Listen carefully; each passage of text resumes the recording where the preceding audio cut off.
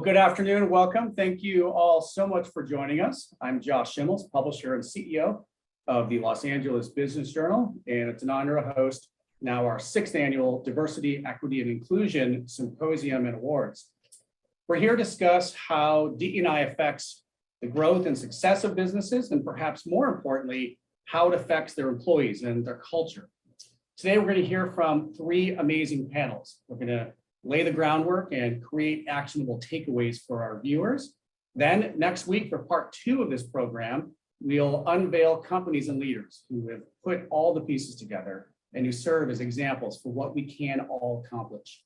We'll then announce and honor our 2022 Diversity, Equity, and Inclusion Award finalists and winners. But let me tell you how today's going to break down. The first of 3 panels will focus on diversity. They'll be discussing strategies for developing innovative and diverse teams, minimizing unconscious bias, and retaining employees by prioritizing DE&I. The second panel will be discussing equity, making sure that employees and communities have the right tools in order to be successful, ensuring that all employees feel valued and empowered. And to round out the conversation, our third panel will discuss inclusion, putting our DE&I commitment into action and being intentional. We've received many questions from audience members during the registration process. We thank you for that, and we've been able to incorporate many of them into our Q&A. So thanks again for helping to shape the conversation.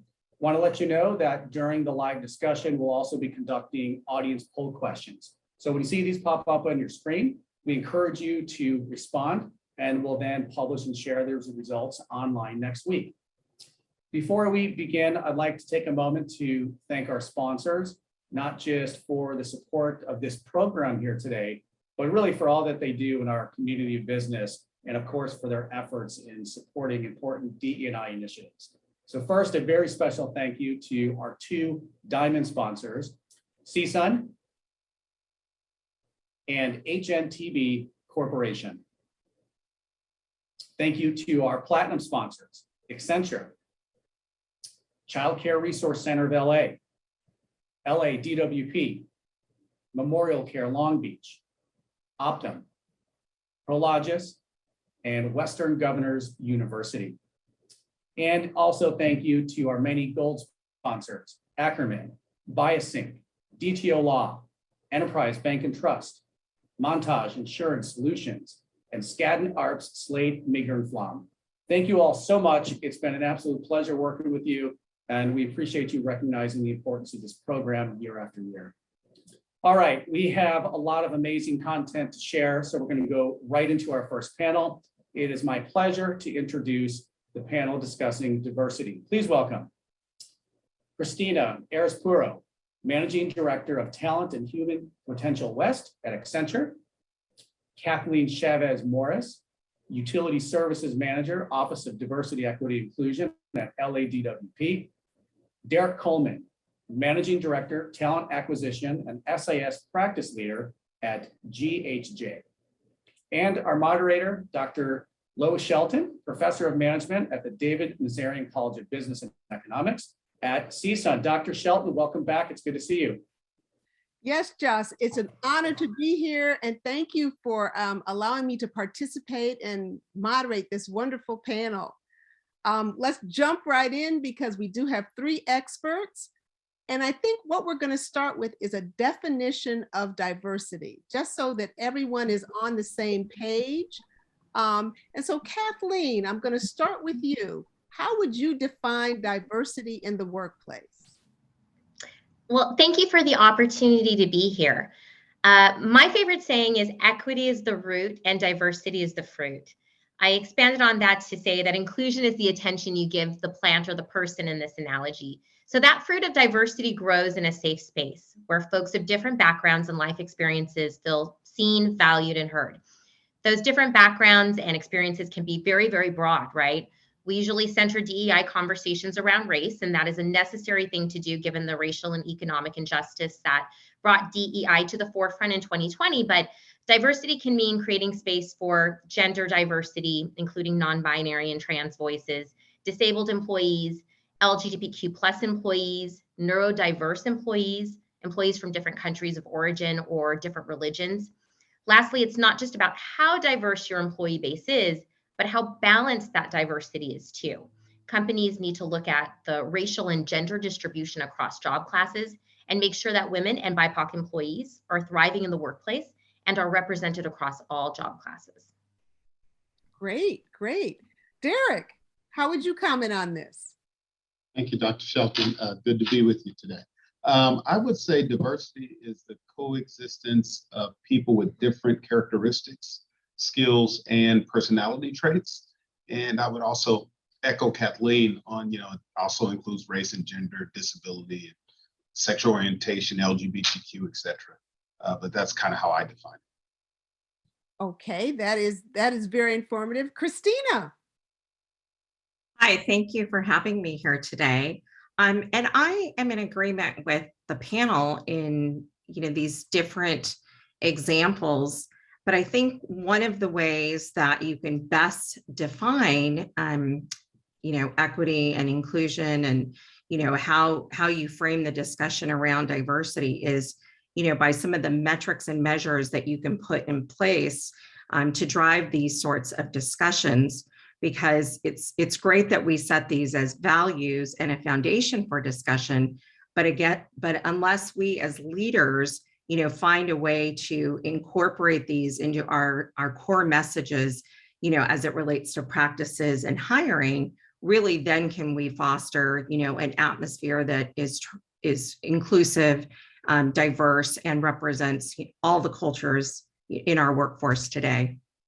Well, great. So our panelists talked about the importance of balance, coexistence, and key metrics and the involvement of leadership with respect to diversity. Okay, this next question is for Kathleen and Derek. What kind of organizational or reporting structure do you have for advancing your DE&I initiatives? Let's start with you, Kathleen. Sure. So I think it was the McKinsey & Company or Harvard Business Review that did a study of where DEI sits in companies. And those companies where DEI was a business unit reporting to the head of the organization performed very well. That's the structure we have at LADWP. RGM Marty Adams believed it was important to place the Chief Diversity, Equity, and Inclusion Officer as an AGM. So Monique Earle, who is the Chief Diversity, Equity, and Inclusion Officer, reports directly to Marty Adams. He also provided her with a robust staff to implement DEI measures across the workforce, the workplace, and the marketplace. And we also have within our organizational structure, human resources reporting directly to her. And that structure, I think, is really indicative of the structure that transformative organizations adopt when they are entering into this diversity, equity, and inclusion journey. All right. Okay, Derek, your perspective. And thank you. Our firm, we're about a 200-person employee firm. And so we don't have a specific dedicated DEI executive, if you will. We've established a DEI Steering Committee, which is comprised of the senior leaders within our firm, our CEO, our Chief Strategy Officer, who also serves on the Executive Committee, as well as our Chief People Officer. And this committee was sort of, created to explore ways to increase awareness and visibility for DEI. I see. So in both cases, the DEI initiative is incorporated into the core fabric of the organization, which is important.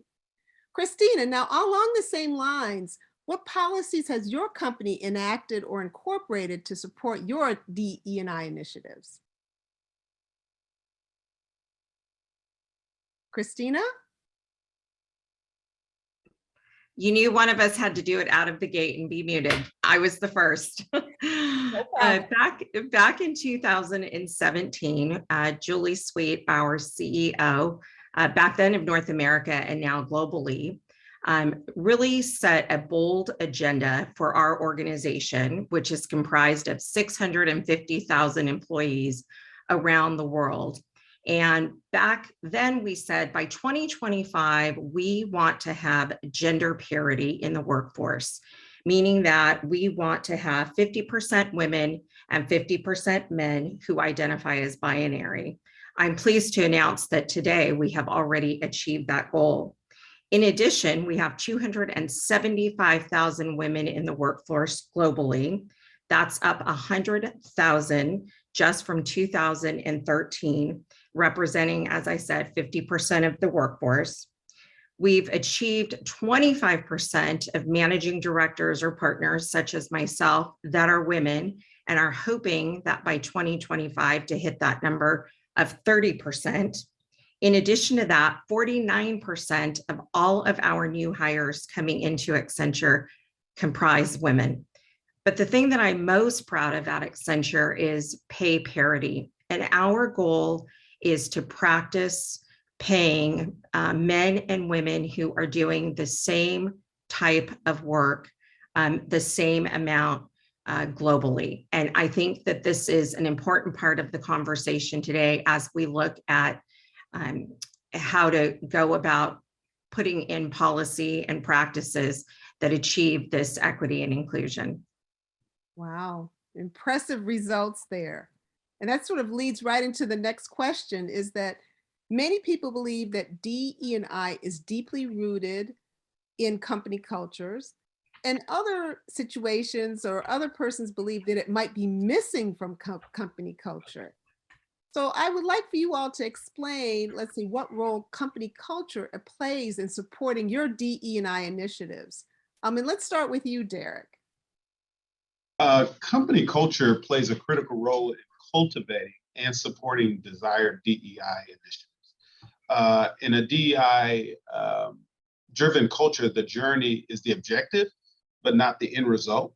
It's a mindset shift from checking boxes and making mandatory diversity trainings and to a more of a shift to a holistic and human-centered approach that encourages ownership of the culture from the top to the bottom, that enables everyone to feel welcome for their talents and celebrated for their diversity. Oh, I see. That's great. Christina, do you have something to add?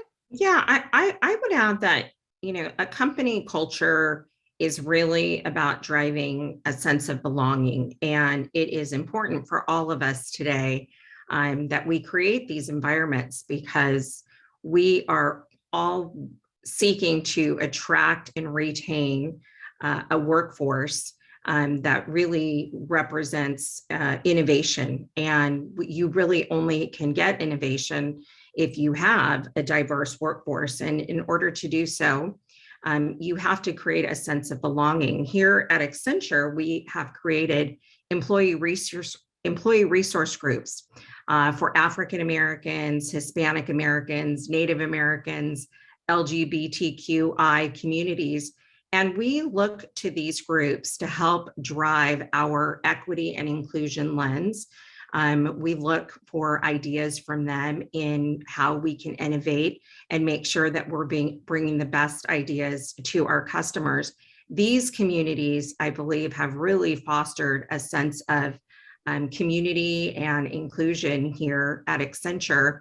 And it's something that we often talk about when we go and visit with our customers and they're trying to build these communities. We look to within our own organization and share some of our own practices with them. Oh, that's great. And I mean, at CSUN, if I might add, that we also have a very diverse student body, and we continually train students and our alums in developing skills and working with diverse teams. So that's part of our culture as well as CSUN. Fabulous. Next question. As you look outside of your organization, there are others that you work with to strengthen your internal culture. And Kathleen, can you share with us who are your external success partners? Sure. So labor organizations and community-based organizations are really essential to DEI success, at least for our organization at LADWP. As a government-based organization, our employees are union represented. So we have a long-standing program called our Utility Pre-Craft Trainee Program. It's a mouthful. That serves as a pipeline to employment for the department. The program was originally launched in 2011 as a partnership between IBEW Local 18 and LADWP. in response to rising retirements and the need for high-value jobs for target populations, including women. Trainees typically receive on-the-job training doing water infrastructure or power grid maintenance. They also receive career counseling and civil service exam preparation. And then most importantly, they receive mentorship and support from graduates of the program, as well as some soft skills training. So we're really proud of that original external partnership, but we're always looking for opportunities to expand on that. Our newest partnership with Advancing Minorities in Engineering will introduce our organization. Oh, Being recorded. Sorry. Across 15 historically Black universities and colleges. It's an unprecedented partnership that which we're collaborating with these schools on, so that we can expand upon water and energy research and actively recruit potential future employees from HBCUs. oh, that is incredible, because it does take a village for sure. Christina, we heard from Derek and Kathleen about reporting and organization. How do you measure success for DE&I policy?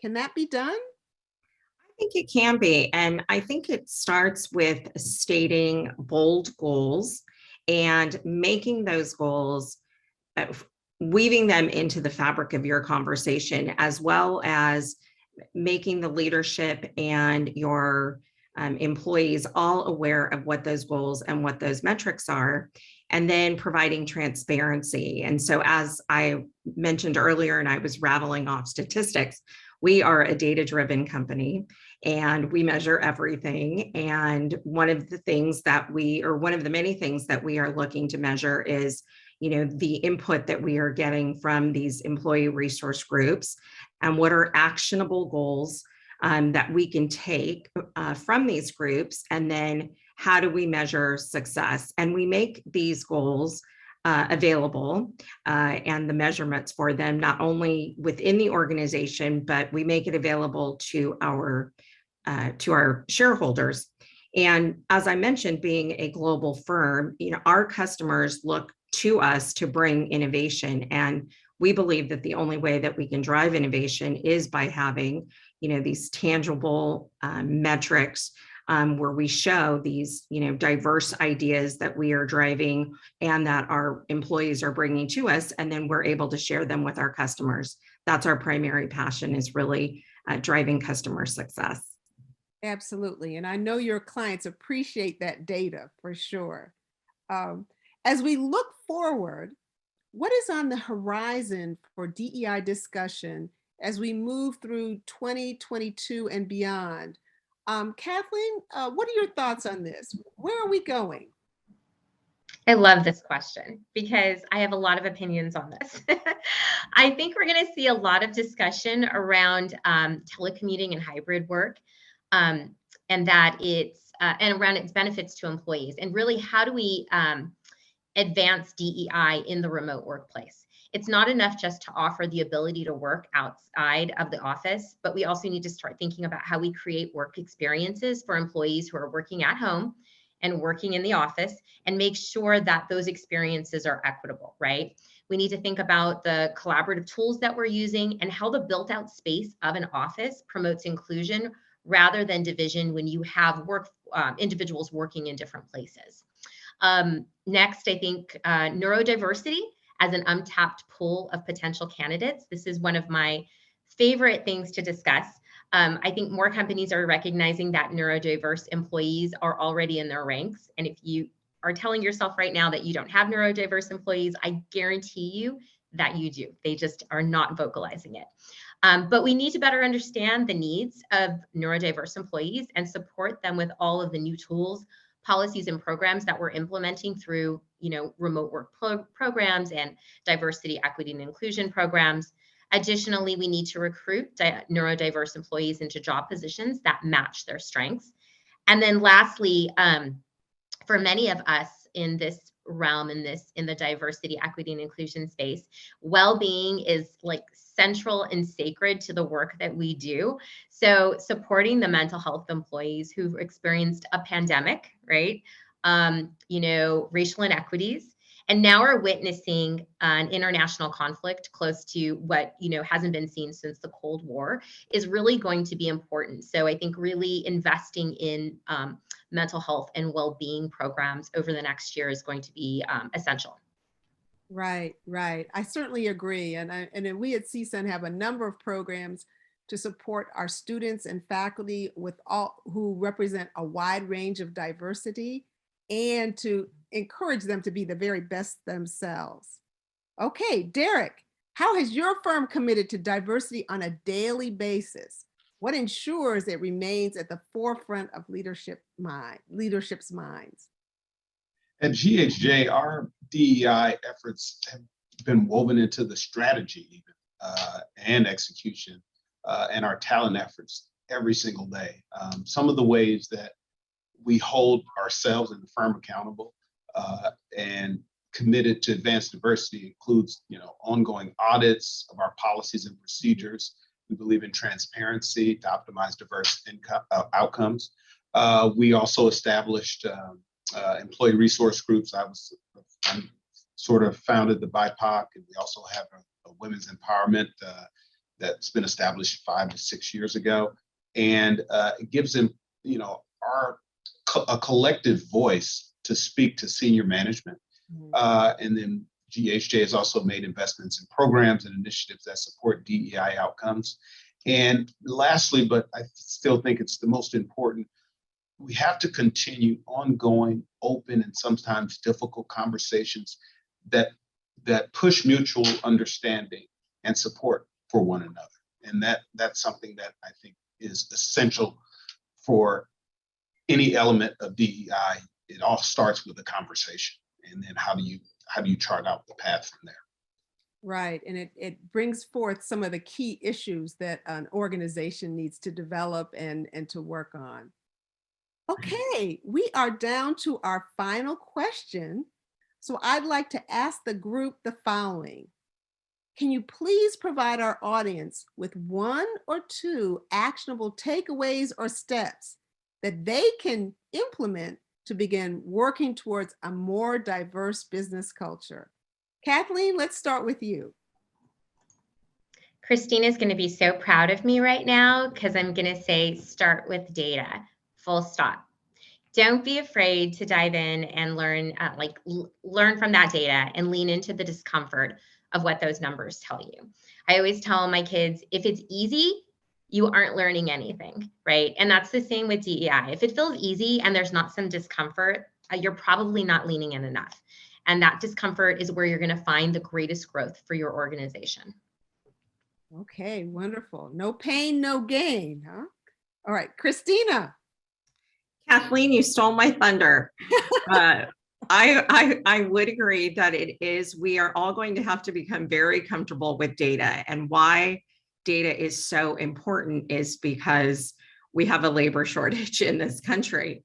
And so I think we need to understand not only what are the skills that people have today, but what are the skills going to look like that they're going to need, or what is the job going to look like in 10 years, and then work backwards from there to start getting people ready. And I think we are going to be looking at unconventional pools of labor. And what I mean by that is here at Accenture, we have a commitment to hire 20% of our entry-level workforce that's going to come through apprenticeship programs. And this is where we are seeing, the intersection of, not only 4, but 2-year types of programs where we're going to hire you, you're going to have a job at Accenture, and you're going to be an apprentice, but at the end of that 1 to 2 year period, you're going to come out with a really good paying job that's going to be life-changing. And I think we're going to continue to see these partnerships with education and private sector to create, these larger talent pools and tap into these groups that maybe have not been as traditional. So, nowadays you may not need to be a computer science major to come work in the technology industry. You may just have to be a really interested learner or lifelong learner that's willing to look at the data of your organization to figure out, what are our hiring practices? How do we include people that are coming from these diverse backgrounds? So I really see the intersection of, private sector and education becoming closer. And I see all of us having to look more closely at the data to understand, what skills not only we need today, but we need for the future. Wonderful. And Derek, we're going to give you the final word. Those were excellent takeaways, Kathleen and Christina. I would start with leaders. I would speak to leaders. Workplace diversity starts and stops with your commitment. Each generation of leaders has to be responsible for itself, and there is no escaping that. So my recommendation is to let you know it's your time to commit to advance workplace diversity. Wow, that's wonderful. So some of the things I got from this, I got so much from the entire panel, but this last question was, data is key. Starting to look at non-traditional and unconventional pools of talents is important, and the importance of leadership and new leadership rising up to take on these initiatives. Well, I just want to thank all of the panelists. I got so much from this discussion. I'm sure our audience did as well. I'm going to hand it back over to Josh and thank him and LABJ for organizing this wonderful event. Thank you so much. What a great way to start this discussion. I too took a lot of notes, a lot of great takeaways. Dr. Shelton, you mentioned early on balance, coexistence, and metrics. And Derek, I loved your comment about mindset. It's a mindset shift from checking boxes to ownership of the culture. I think that was excellent and well said. I want to thank our first panel, Dr. Shelton, Derek, Kathleen, and Christina. We appreciate all of your insights. And we're going to move into our second panel now covering equity. Please welcome Richard Benbow, Regional Vice President, Western Governors University, LaDonna DiCamillo, Southern California Regional Director with California High-Speed Rail Authority, Dr. Sarah Toutant, Director of Diversity, Equity, and Inclusion at Child Care Resource Center of Los Angeles, and our moderator, Elizabeth Suh, Associate Vice President of Environmental Planning at HNTB Corporation. Elizabeth, welcome. Hi, everyone. So glad to be here with you all today. That was an awesome panel. Hard to follow, so I'm excited to get our group going. So our first question to our group is going to help set the stage a little for our session a bit, and it's for everyone. When we hear the word equity, we often look inward as an industry to evaluate the diversity of our workforce and opportunities, but what does it mean to you as you lead your organization? And we're going to start with Dr. Toutant. Great. So certainly diversity is important, right? But we have to make sure that when we are supporting our diverse employees in the workplace that we are committed to equity. And to me, equity means we are ensuring that all groups of people at the workplace are treated with fair treatment, access, and opportunities to thrive in the workplace. And so this means looking at your processes, your procedures, and your policies around equity. And kind of like our previous panel mentioned, looking at your data to look at your promotion rates. Who's getting promoted? Do you have an equitable promotion strategy at your workplace? And I think most importantly, equity means that we're looking at our systems and our institutions, but beyond that, it also means sitting and understanding the root causes of some of the disparities that we now see in society. We have a history in our society that has brought us to a space where we are now seeing even more that DEI is important, and kind of sitting with that history and being honest about where we have been and where we need to go in the future. Thanks, Dr. Toutant. I'm going to pass it to Richard next to answer the same question about what equity means to you. Good afternoon. Thanks for having a wonderful, wonderful panel discussion. Dr. Toutant, excellent points I would say as a society, we all do better if everyone feels they have a pathway to opportunity. And I think in any organization, it's the same exact way. Does everyone have an equitable pathway to opportunity, whether it's advancement, growth, compensation, benefits, contributions are encouraged and valued. Performance evaluation is measured objectively on the same criteria. In an organization comes down to skills and competencies. But that's just one aspect of the equation. I think the other is providing resources that meet employees where they are in their career and educational journeys, ensuring that employees have the opportunity to upskill and reskill in a way that doesn't have barriers. And again, everybody has the opportunity to pursue those opportunities for career advancement, enhancement, but also the opportunity just to contribute and feel valued as an employee. Thanks, Richard. I think that was great. We want to provide access and pathways. LaDonna, can you provide your thoughts on this as well? Thanks, Elizabeth. I would like to provide my thoughts. I'd like to look at it from, as a public sector, how we're providing equity to our communities and our stakeholders. The pathway to opportunities, pathway to transit and transportation. Are we being equitable to communities in need? Are we treating those communities equitably as we go? And in my mind, equity isn't equal because everybody's in a different place. Everybody needs something a little bit different. So as I try to help lead the High-Speed Rail Authority in Southern California, I want to make sure that we're listening to our communities, we're hearing what they need, and we're not necessarily trying to make them all equal. We're really focused on what those communities need. I can give a couple examples, like with our small business engagement program. We have a small business goal of 30% engagement. We're not quite there yet, but we actively try to help small businesses get into the state system, understand how it works. And we've engaged over 650 small businesses, which means over $1 billion just going to small businesses. A lot of people say, well, why is high-speed rail starting in the Central Valley? From an equity standpoint, I would say, why not? Where else would we start? We want to be able to connect California, provide that access to transit and transportation, and make sure that we're connecting all different types of community.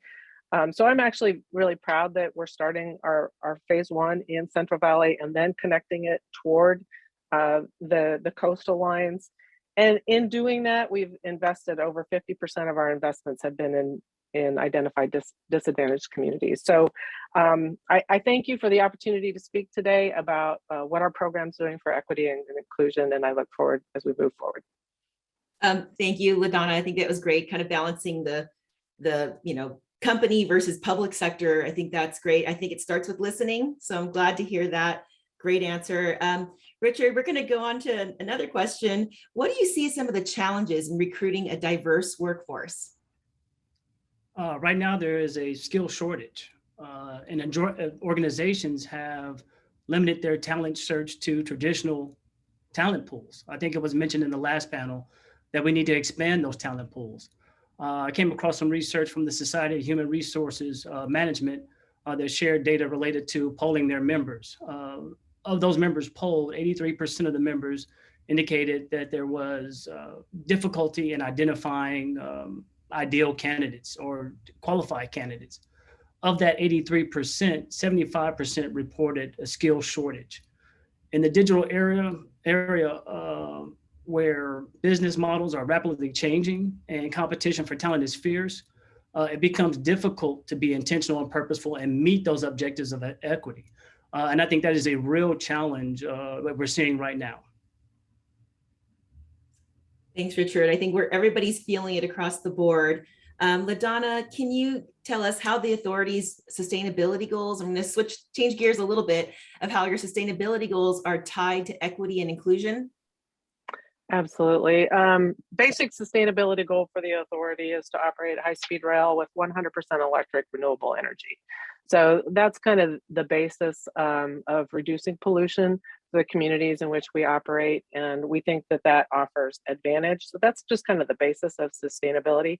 Where I think the real opportunity is for the authority, and I get really excited, is our station planning efforts. and how when we come into a community, what what opportunity is there to build around that station? And a lot of communities that we're working with are excited and embracing that opportunity for transit-oriented development, live-work balance, trying to bring more closer into a walking distance, or at least within a transit distance of stations, so that there's that connectivity. So we're doing a lot of station planning in anticipation of the growth that will come with providing transit opportunities for folks, working with Fresno, because we are building in Fresno, but also with Burbank and Palmdale in the Southern California region. So those are really exciting opportunities, is anticipating that vision of what we can provide from an equity standpoint for our communities and a live-work balance. I think what I heard was it's a lot to balance, and sustainability goals. It's all very important and exciting. Glad to hear that there's a lot of community engagement to get everybody excited about it. I think that's really exciting. I think kind of thinking about how, it's not enough there was a discussion in the last panel about leadership. It starts with leadership. And so that's where we're going with the next question. I don't think it's enough to talk behind closed doors. It's really important to engage with your teams. How do we empower people in leadership positions to feel comfortable discussing equity amongst their teams? And I'm going to ask Dr. Toutant to help answer this question. Sure, right. And so when we're thinking about having these conversations, it's so important that we're seeing our leadership lead with an empowered vision and an empowered mindset when we're talking about diversity, equity, and inclusion. And let's be honest, some of these issues are difficult to talk about. And I think here at CCRC, we are very, privileged in the sense that our CEO and our president, Dr. Oldnick, he takes seriously the issues of DEI and really leads by example and sets the tone for the rest of our organization. And one of the ways as a director of DEI here at CCRC that I try to empower our leaders is meeting them where they are at. And that is to understand that we are all human beings. We all come from different walks of life, different generations, different backgrounds, different experiences. And of course, all those things are going to impact the way that we see the world, the way that we experience the world. And I encourage people to bring in their whole selves into the work that they do. And I think by meeting people where they are at, you kind of actually show them that they have a lot more to contribute to a conversation around DEI than they may think. And so overall, in terms of leading organizations and leading, managers and people in these leadership positions to feel empowered, it is about understanding that it might take time and that DEI is not something that happens overnight, especially equity, and that you encourage people to be patient and be patient with them and their understandings around these issues. Thanks, Dr. Toutant. Moving on to another question. It doesn't happen overnight. I completely agree. It takes time. I think we do all need to practice a little more patience and listening. Again, I just want to switch back to looking within our organizations. LaDonna, the High Speed Rail Authority recently received the Employer of the Year Award from the Women in Transportation Seminar Sacramento chapter. Congratulations for that. How do you see this reflected in your experience within the authority, and particularly here in Southern California? Thanks, Elizabeth. I can't take credit for that. I've been with the authority for about 1.5 years, but under the leadership of our CEO, Brian Kelly, we have over 50% of our staff is female, and over 50% of our executive staff is female. I've been in transportation for over 30 years now, so I can't take credit for that part. But I'm really excited about the opportunity to work with a diverse workforce, and Brian Kelly has led that. But for our females, our young females who may be looking at different careers, we have female leadership in strategic delivery, engineering, legal, communications, legislative affairs, IT, human resources, and of course, regional leadership. So at all different levels, the authority has done a great job of recruiting talent. It's a great organization to work with, and I'm thrilled to be here. That's great. It sounds like there's a lot of meaningful positions for everyone across all different sectors. It's great. Richard, I think you mentioned earlier, as we look at skill set from the standpoint of equity, what are some of the innovative ways that we can address reskilling and upskilling the current workforce? Great question. I mentioned earlier that companies are competing for a scarce resource. They have to look at attracting talent and developing talent from maybe 3 different angles. I think there's on-ramping. How do you get to your talent before your competition? I think it was mentioned earlier in the conversations, apprenticeships or earn and learn models could play a major role in this effort. Upskilling and reskilling, making that part of the educational benefit of an employee, encouraging them to upskill and reskill, turn them into lifelong learners, where that lifelong learning is encouraged and rewarded. And then last, I think off-ramping, providing opportunities for those employees who don't necessarily have the skills to meet your organizational objectives. Provide them a way to develop new skills where they can maybe leave the company and still have a way or pathway to an opportunity outside of your organization. I think looking at it from that way provides a comprehensive look in how not only how you can attract talent, recruit talent, retain talent, but also one up those organizations who don't necessarily have that comprehensive view of the employee journey in their organization. Thanks, Richard. I like this lifelong learning talk that we're speaking. It's exciting. LaDonna, can you share any innovative approaches that your agency has developed to increase inclusivity and create equitable transportation solutions for the communities you serve? I think you spoke about it a little bit earlier, but if any other examples would be great. Yeah, in addition to, right now we're focused on our construction in the Central Valley. We have 119 miles under construction. So that's where the majority of our funding has gone, but we've also invested funding in what we refer to as the bookends.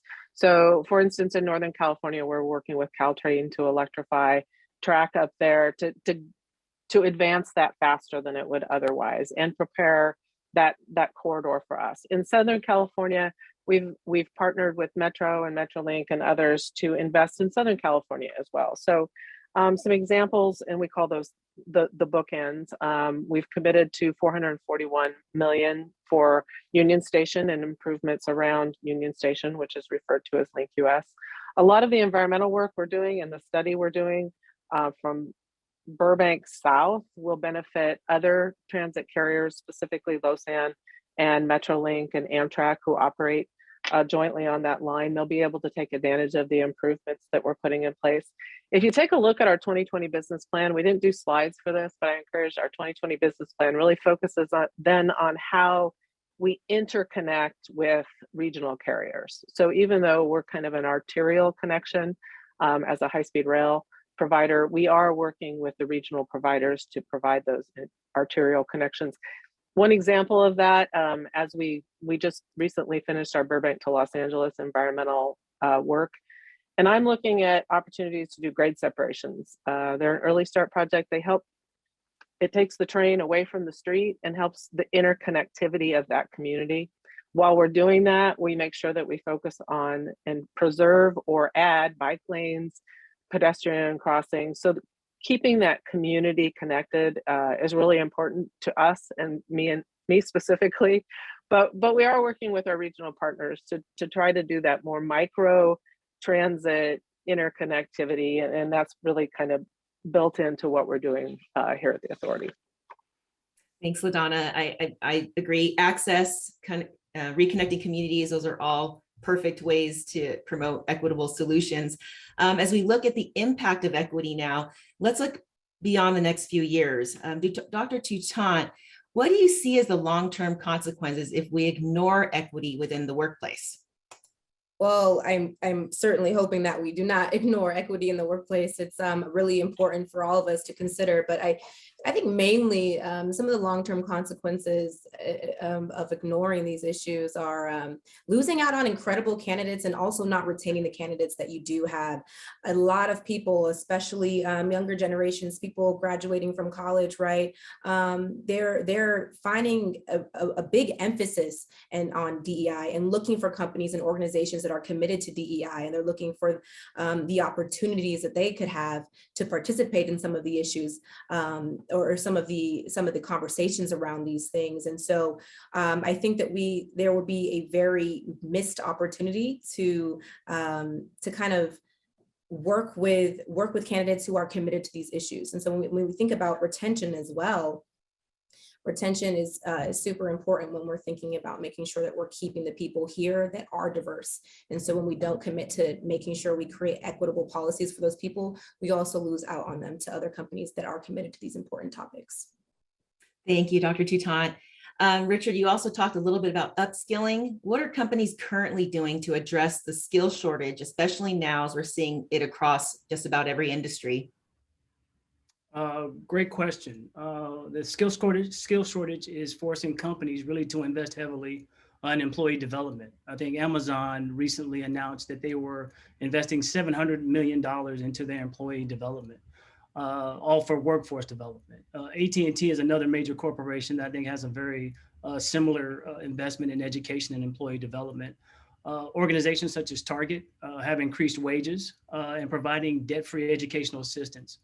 I think really what's happening right now is that educational institutions and corporate employers are looking at different models of creating different pipelines, tapping into different work source pools to develop that talent. And I think it's really a great time to partner or form partnerships with corporate employees and educational institutions to create those innovative ways that create pathways to opportunity for all. I think looking at it from a holistic standpoint and really addressing the equitable pathway, it creates win-win scenarios for all involved.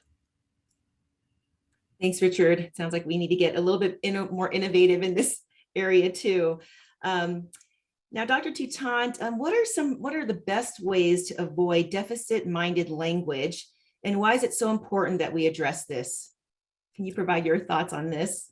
Sure. This is, a topic we could sit here for hours and discuss. So I'll try to keep it brief. But, the language and the rhetoric that we use when we're talking about diversity, equity, and inclusion in the workplace and everywhere is so important. And so we want to stay away from deficit-minded language or language that assumes that we are, helping certain populations because they need us, right? It's more so using words and using the way that you speak to empower people and to empower your diverse employees. And so I think a way to stay away from that is constantly educating yourself. This doesn't necessarily mean that, you can just do a training and learn overnight. It's a constant, like I said, journey, something that you continuously learn. How can I use my language and my words to empower people as opposed to approaching it from a deficit-minded lens? And a great way that I suggest people to do this is, through audiobooks, through readings. And if you don't have enough time, looking up, something, an article to kind of broaden your vocabulary so you can kind of stay away from deficit-minded language. I'll admit myself, I had to look up the phrase myself to find out what does it mean to be deficit-minded language. So I put that out to the group. Everyone look it up and see how you can empower yourself to learn what that means. Now we're down to our last question, and which is going to be for the whole group. Can you give one or two things that business leaders can do today, or examples in the short term, to begin making their work culture more equitable? And I'm going to start with you, LaDonna. Sure. I think two things come to mind. Bake it into every decision that you make. Whether for us, it's how we go about doing our business and our bid practices, building it into our contracts. We try to build in diversity, equity, and inclusion for small businesses, for disabled veteran business, build that in. And then the second thing I think that is really important is listening. And I used to have someone tell me, listen as if you might be wrong. What does that entity, that community, that small business need to find that pathway to opportunity, or to find that access that's needed? So I think those are two really important keys. Thank you. Richard, I'm going to pass the ball to you next. We have a saying here at WGU that talent is universal and opportunity is not. I think moving forward and being intentional with diversity and equity as a goal, organizations can identify alternative sources for talent. The Public Policy Institute of California estimates that California will be 1 million degree holders short of the economic opportunity by 2030. At the same time, we have 5.7 million residents here in California with some college and no degree. This adult learner population is an excellent example of alternative sources of talent, but for the degree, they don't have the opportunity. This is a diverse population, a seasoned population with experience, resiliency, and talent. Finding ways to tap into this population is also healthy for the state, but good for any organization that is committed to diversity, equity, and inclusion. And I'll just close there. Thank you. And finally, Dr. Toutant. Sure. So I think one thing that everyone can kind of walk away with today is really talking to people at your organization or your company. People will tell you what you are doing wrong. And you can do that through focus groups or survey data. There's qualitative and quantitative ways to go about this, but your employees and the staff in which you work with will be very vocal about what they need to thrive and to have an opportunity to make your organization a better space when it comes to DEI. And then I said second is accountability, and knowing that DEI is constantly an area of growth and you will never be perfect at it. It's not somebody said earlier on the panel, it's not a box that you can check, but being accountable and understanding that there's always an opportunity to do better, I think is where you can start today. Thank you so much for all the thoughtful answers. I think my big takeaway from this session is listen. People will tell you, and I completely agree with that. If you ask, people will tell. And so really appreciate this time. It's been a great panel. I'm going to pass it back to Josh in the interest of time. Great, thank you so much. I, again, was able to take a whole page full of notes and a lot of great takeaways. Dr. Toutant, I appreciate you bringing the importance of avoiding deficit-minded language to all of our attention. Really important, and that's a great takeaway. Richard, I'm going to have you hang on real quick here. I think you're still on the line. I'm going to put you on the spot if he may have already left. The question, there was an interesting question that came in from the audience, and I thought it was particularly important given Richard had quoted some SHRM research about the skill shortage and how it creates challenges in being intentional, which we all understand. I thought the question was great, and maybe somebody else from this panel wants to address it. The question was, when the best candidate does not come from or belong to a diversity group, how do you decide between skills and diversity? Does somebody want to address that from this last panel? Anybody have any thoughts? Could you Richard? repeat it one more time? Yes, when the best candidate does not belong to a diversity group, given the skill shortage in the marketplace, how do you decide between skills and diversity? So one of the things that we encourage here at CCRC is that we are committed to diversity, equity, and inclusion, and we understand we obviously hire for the candidate who's going to do best in the role, but we believe that the candidate that is going to do best in the role also aligns with our mission of diversity, equity, and inclusion. And I think if you can kind of tie those two together, then you're hiring the right person. Yeah, thank This you. is, Richard, I would echo those sentiments. I know here at WGU, we are faced sometimes with that challenge, but because we encourage having a diverse and equitable pool, we hire the best candidate for the job. But again, if you're mission aligned and intentional about those efforts, you can certainly come to a decision that's best for the organization, best for the individual, but still maintain your commitment to diversity and equity. Thank you. Appreciate you hopping back on for that. I want to thank our second panel. It was outstanding. Elizabeth, Dr. Toutant, Richard, LaDonna, thank you so much. And we're going to move into our third and final panel of the afternoon to tie everything together and discuss inclusion. Please welcome Craig DePriester, Senior Vice President, Operations at Optum Care Optum, Dr. Crystal Miller, Chief Learning Officer and Organizational Strategist with Bias Sync, Danon Simpson, CEO of Montage Insurance Solutions, and today's moderator, Elizabeth Fuchs, Senior Vice President and Commercial Banking Leader, Global Advisory Specialty Division with Wells Fargo and Company. Elizabeth, welcome. Thanks for being here. Thank you so much, Josh. I'm very excited to join you all today with this distinguished panel. As many of us gear up to get back to the workplace in person and others continue to stay in hybrid mode, today's topic of inclusion is very timely. So in keeping with our first question theme today, I'd like to ask the group, in the context of a workforce culture, what does the word inclusion mean to you and your organization? Dr. Miller, let's start with you. Absolutely, thank you. One of the things that I really love about this symposium is that we're looking at each and every single letter of DEI. And each needs to be explored because while they're all important, they're distinct and should not be confused. When you think of inclusion, it's the act of creating environments where people feel supported, valued, respected, that they can belong as fully participating members in your workplace. It's a relationship that exists between the employee and the workplace, as well as employees and each other. When we think about this, it's one of the most challenging aspects of diversity, equity, and inclusion to move because it is a social transformation. It's asking your employees to change what many call power skills. In my organization, in BiasSync, we're a technology, data-driven behavior change solution that's grounded in the science of unconscious bias in order to move and advance conscious inclusion.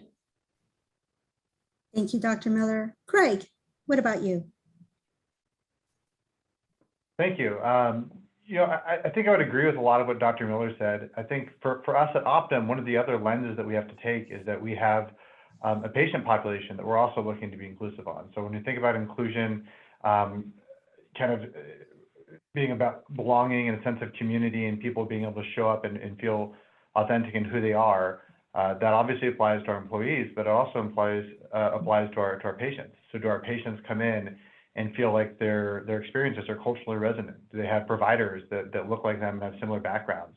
Do they have pathways that are sensitive to their needs and what they're comfortable with? And I think for us that really helps create a holistic view of inclusion, and it's something that we try to carry on both sides of the coin. Thank you. And Dannon, what does inclusion mean to you?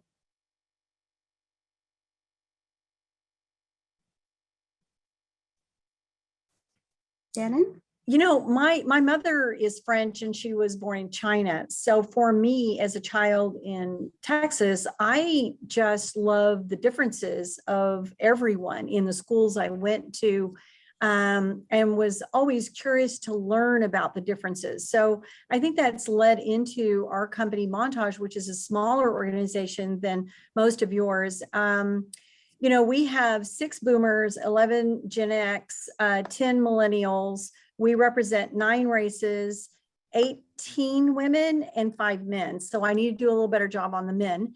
But I think as a woman in our industry, as a CEO, it's been challenging.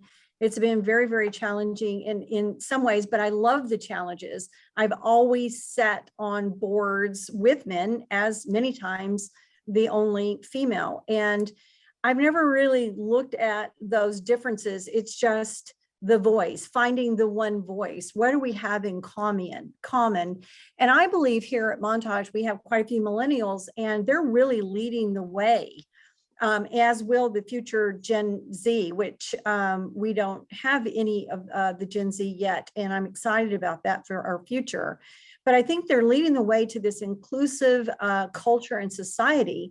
And frankly, I can't even really wait until that time where we don't even have to have the conversation anymore. It just simply is, where everybody just recognizes everybody's unique differences. And I think a lot of that has to do with being authentic and being transparent and having those wonderful conversations. I know here at Montage, that's what we try to do. Our intellectual capital, achievements, and beliefs are successfully diverse. And it takes a lot of communication in various different ways.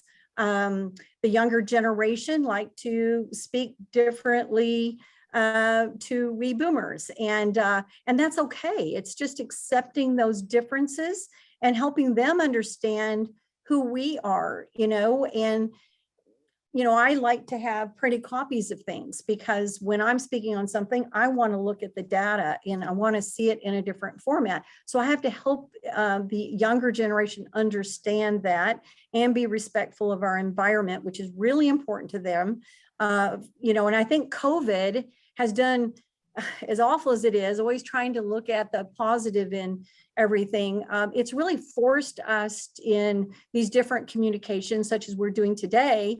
I loved being on this panel years ago in person with people.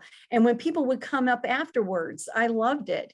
I think another thing at that time, before with the diversity panel, I brought up religion. I am who I am. Everyone knows what I believe, and that's okay because I also know what everybody else believes.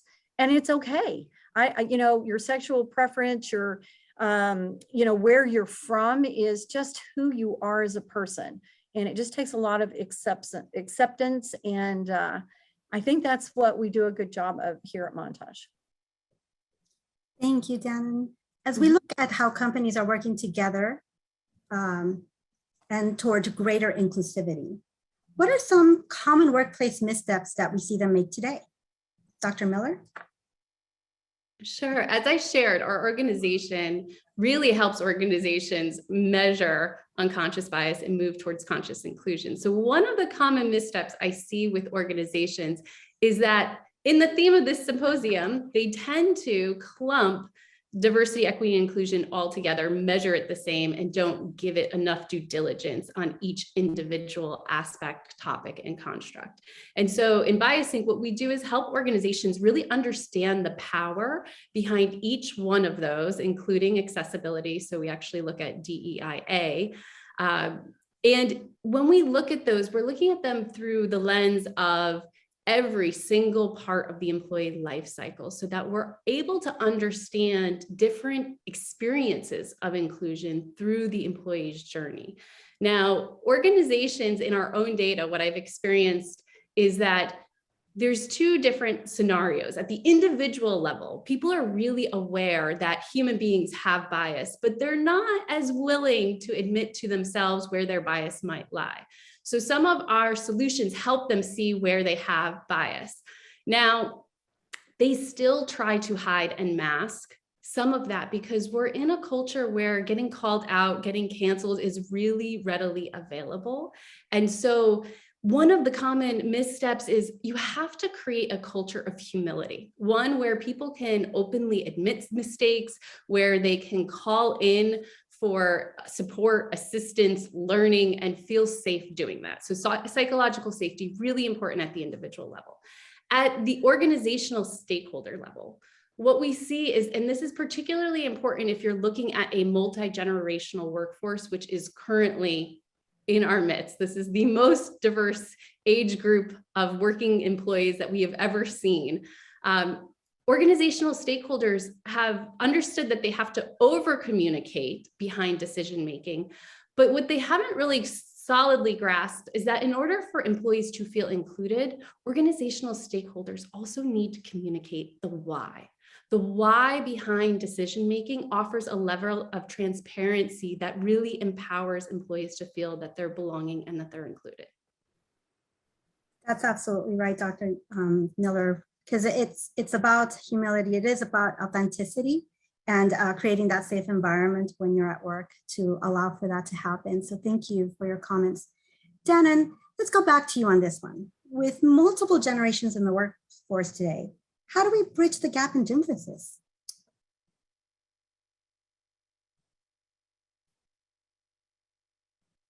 Danon?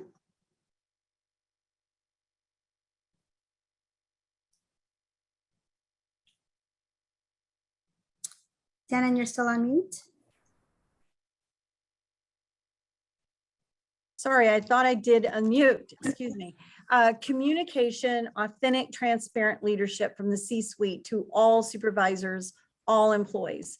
One voice, one brand, having a great employee value proposition created from employee surveys and mentoring from boomers and Gen X. Our millennials are so hungry to learn and they're brilliant. I mean, a lot of them are highly educated and They want information, knowledge transfer, achievement. They want that voice, community, philanthropy, all of the things that speak to them. We have to hear it, and we have to show that we're not only hearing it, but we're doing it. We're walking the walk, talking the talk with them, and achieving, advancing in their careers. It's they're not unlike the boomers or Gen X. I think we all ultimately want the same thing. Here in Southern California, especially in Los Angeles, we're so lucky. We're in such a wonderfully diverse population. And it's amazing. We have 5 generations in the workforce today. The silent generation, which was the wealthiest generation, really invested heavily into technologies and where we are today that the boomers, created. So, and they're advancing on. And with the intellectual capital that's coming into the workforce today, it's exciting. It is hard to find the talent that we need, but so it's organic organization we are. So it's bringing in, like you said, the right person that has that energy and brings great care to the table, and that diverse voice that we want to hear, especially with the clients that we serve here in California. We needed that. Absolutely. It's really allowed people to be much more creative in how they are searching for talent. That's for sure. It's definitely worked in our organization. So as we work to get things started, Craig, what are common barriers to inclusion in your organization? And how is your team addressing them? Yeah, thanks, Elizabeth. That's a great question. One thing that I just want to just acknowledge that Dan just said is this one voice and this authentic voice from the top down. It's so critical. And you have to really take that as well as what Dr. Miller mentioned about the why, and create a consistent organizational theme and message that starts from the top and really is sponsored all the way down. Here at Optum in Southern California, we're made of 5 distinct medical groups that have all kind of been thrown together through an acquisition process. And now we're trying to figure out, how do we create one Optum, and how do we create an inclusive workforce and do that across separate work cultures, systems, processes. We can't necessarily even be on the same human capital system for the next year or two. And so there's a lot of challenges, these disconnects, and how do we bridge those manually and with our leaders are really important. So I think there's 3 things that I would highlight quickly that we're doing to address these. First of all is inclusion and leadership. I think we have leadership councils that represent the different functions of all the different areas of the business, as well as the stakeholders and the diversity of our workforce. It's really important to have a leadership team that feels inclusive and representative of all the different folks that we have working with us.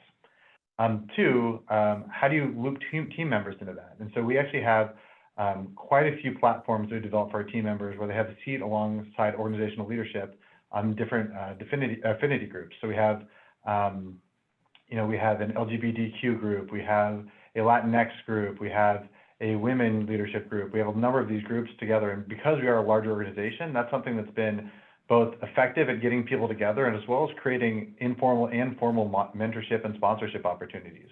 We know that it's great to have networking, but it's also really important to have somebody looking out for you who can help pull you up and make sure that the right advancement is happening within the organization. And finally, I think, education to break down barriers. And this is actually my favorite example. We had a patient, an LGBTQ patient, complain that we did not have a categorization for their gender that was reflective of the way that they wanted to be represented. And we took that patient complaint and turned that into a multifaceted process.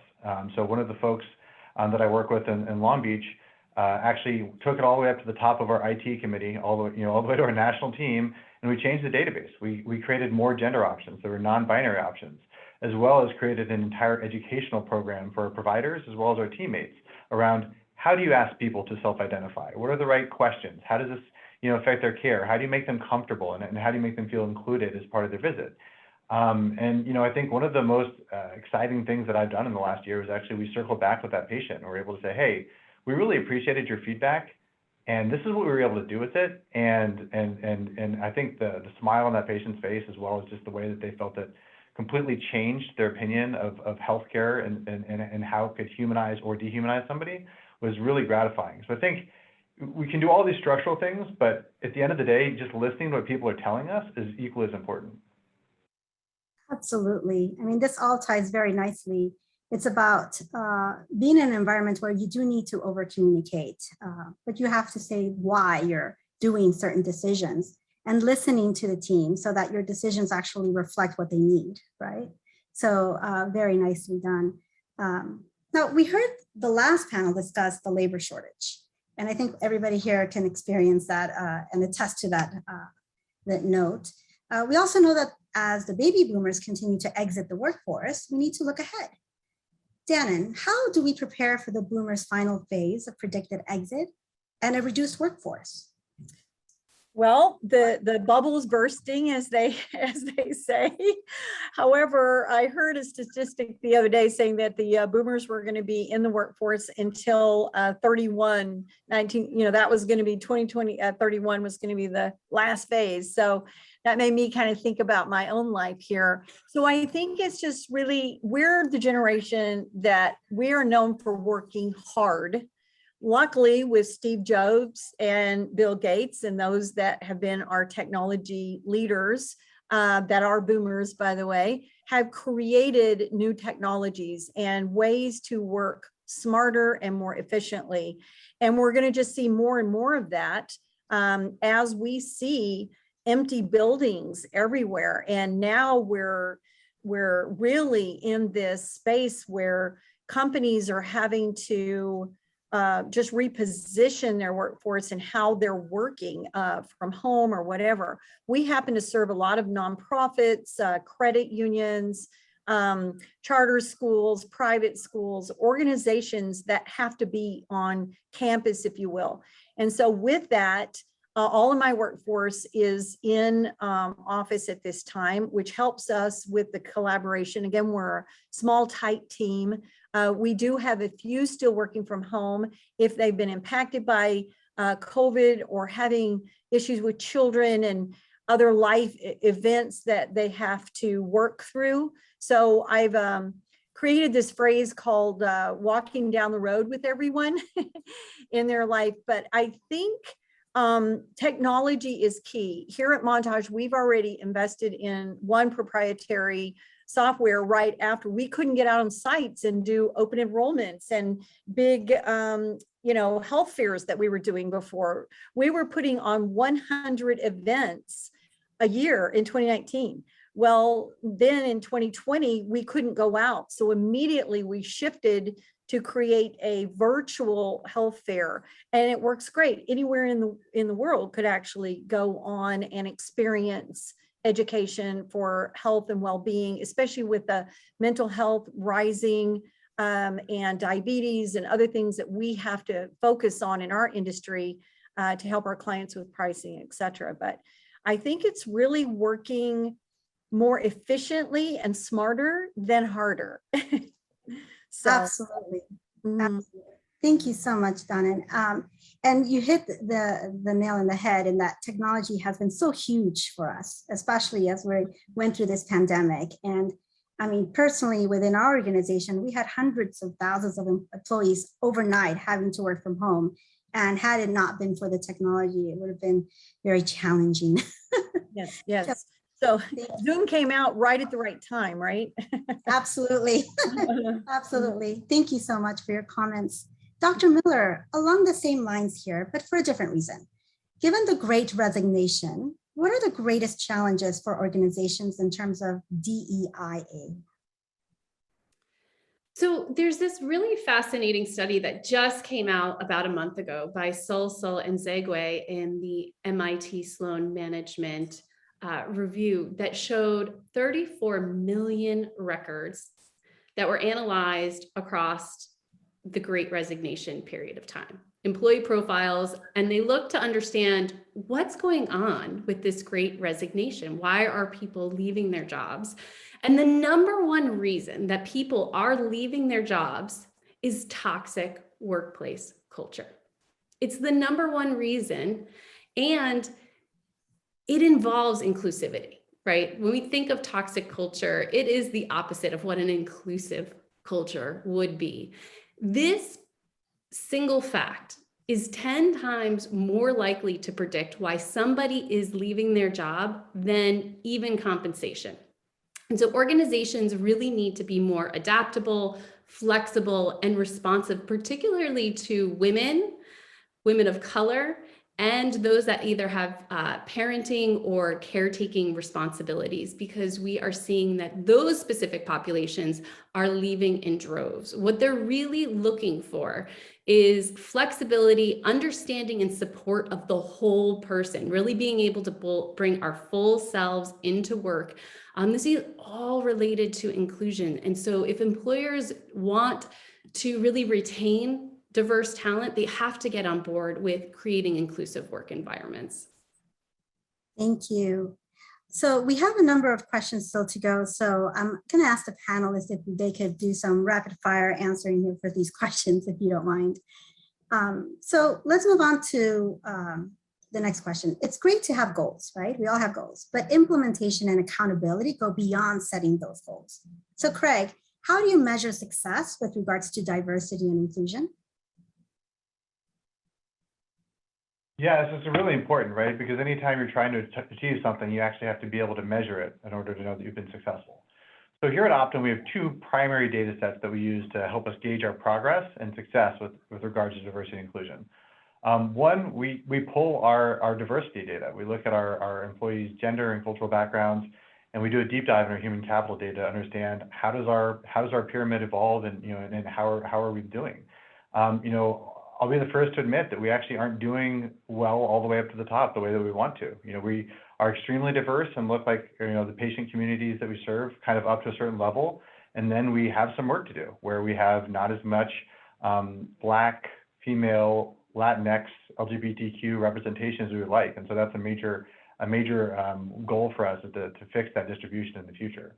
The second thing in terms of inclusion would be we ask the employees themselves. So we have a multi-time survey that we send out every year, and we send it to all of our team members. And we have questions like, I can be myself at work, or things about psychological safety, or manager inclusiveness. And I think those questions really help us get a regular barometer. Beyond all that, we do have a DEI team that helps unpack this stuff and turn it into operational initiatives to partner with each of our business units. Thank you so much. So we've discussed the baby boomers. What about millennials? What about Gen Y, Gen Z, Gen X? What are they really looking for? And is there common ground between them? Danan, your thoughts? Absolutely. We're really not that different. We just have grown up in different eras. But I think caring for each other and the planet is very important to our millennials, and I know Gen Y coming up behind them, and their own way of communicating. We have to understand if they want to text, it's okay. One thing that Anthem has taught us, and I love what they do, they say if someone calls you, you call them back. If someone texts you, you text them back. Someone emails you, you email them back. And it's just simple and precise, and it's the way that we have to respect and honor everyone's individual way that they handle their work. Now, I know that these generations are highly educated. They also have a lot of student debt. So teaching them about the economy, it's critical.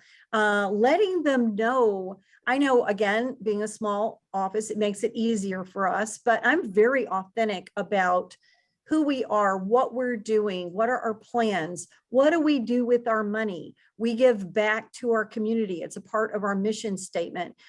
We had a young woman the other day, and I had a conversation with her, like, what's important to you? And she said, well, I love dogs. I want to work, like do something fun for animals. And we said, okay, well, why don't you and these other 3 girls get together and create something offsite where you guys go for half a day and do something, whatever it is.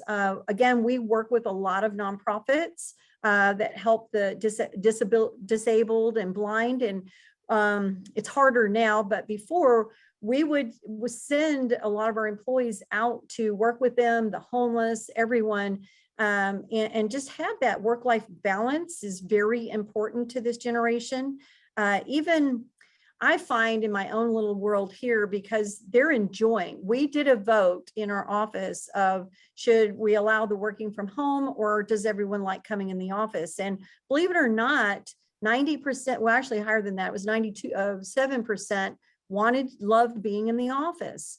I was really pleased with that. So it shows me we're doing a good job of making it fun, collaborative, you know, and exciting in-house. But we have to teach these generations about the debt crisis that we're in. I think that's really important for us as business leaders to be transparent about our companies, our businesses, and how, you know, what they're going to be faced with, frankly, after all that we've been through in these last few years.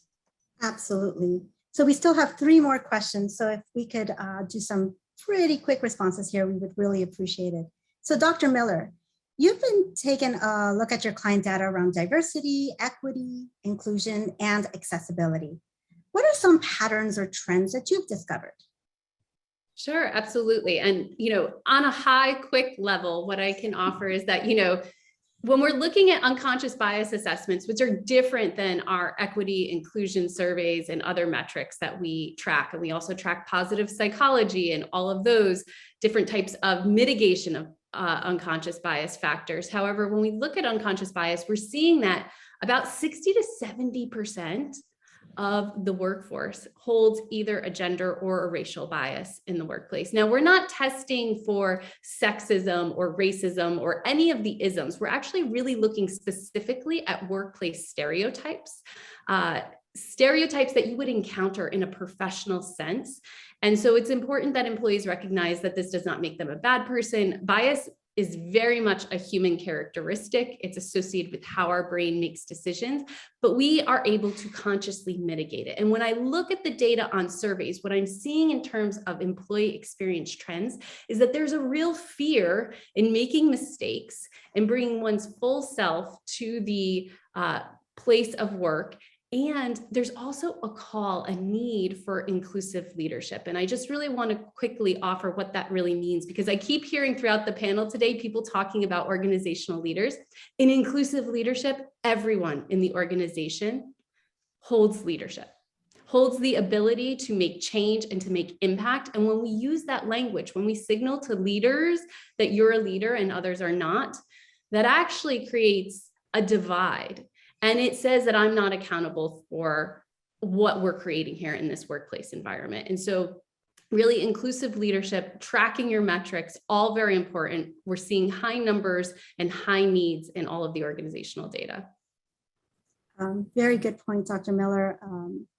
It does require everybody's participation in order to make this work. I think bridging the gap is an increasingly important thing to do. As we look to implementation and leadership, Craig, how did you get your organization, including sponsorship from senior leadership team, aligned with pursuing DEI initiatives? What path did you take? Yeah, thank you. This is such a critical question. I think first and foremost, it takes the right person at the top. When you look at driving change effectively in the space, we have Dr. Amr Desai is our CEO of the Optum West Coast, and he was just recognized as one of modern healthcare's top 25 diversity leaders this year.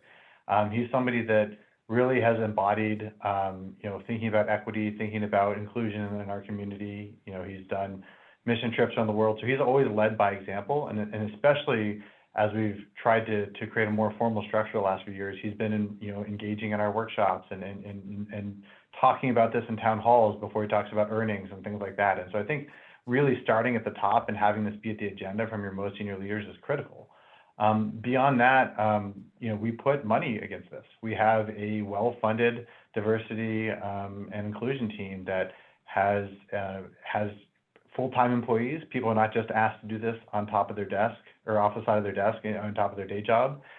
We have a steering committee that sets, a 3 to 5 year plan. We had a 3-day workshop with people from across the West Coast earlier this month to really align on what do we want to achieve, how does that, tie into initiatives to execute against, and then what is our funding ask? So I think, those things are really important. But But really, it starts with that leadership, and then it goes down to how do you fund and how do you really create a blueprint to execute against. Very great points, Craig. Thank you. So we have time for one more question, but I'm going to ask for really quick answers that I'm going to ask for each one of you to respond to. So how would you rate your experience with other businesses as it relates to their overall inclusiveness? In short, if you were to give a rating on a scale from 1 to 10, which we know is very broad, on average, how are we all doing today? Donna, your thoughts?